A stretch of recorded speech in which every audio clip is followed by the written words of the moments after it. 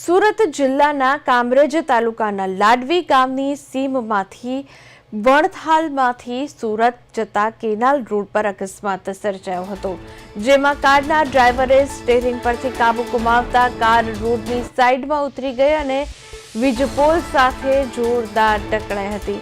તો આ અકસ્માતમાં કારમાં સવાર 3 લોકોના મોત થઈ ચૂક્યા છે। એક મહિલાનું ઘટના સ્થળે જ મોત નીપજ્યું હતું, જ્યારે કાર ચાલક સહિત કુલ એક વ્યક્તિને ગંભીર ઈજા પહોંચી છે। કામરેજ પોલીસે આ ઘટનાની તપાસ કરી અને અકસ્માતનો મોતનો ગુનો નોંધી વધુ તપાસ હાથ ધરી દીધી છે। તો સુરત કામરેજના લાડવી ગામની ઘટના સામે આવી છે। સીમમાં અકસ્માત થયો છે।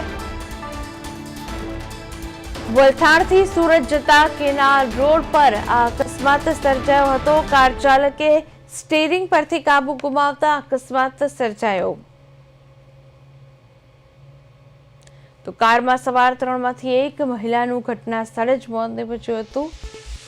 કાર ચાલક સહિત અન્ય એક વ્યક્તિને ઈજા પહોંચી છે।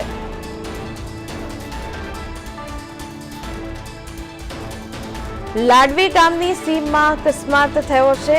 ચાલકે સ્ટીયરિંગ પરથી કાબુ ગુમાવતા આ અકસ્માત સર્જાઈ ગયો છે।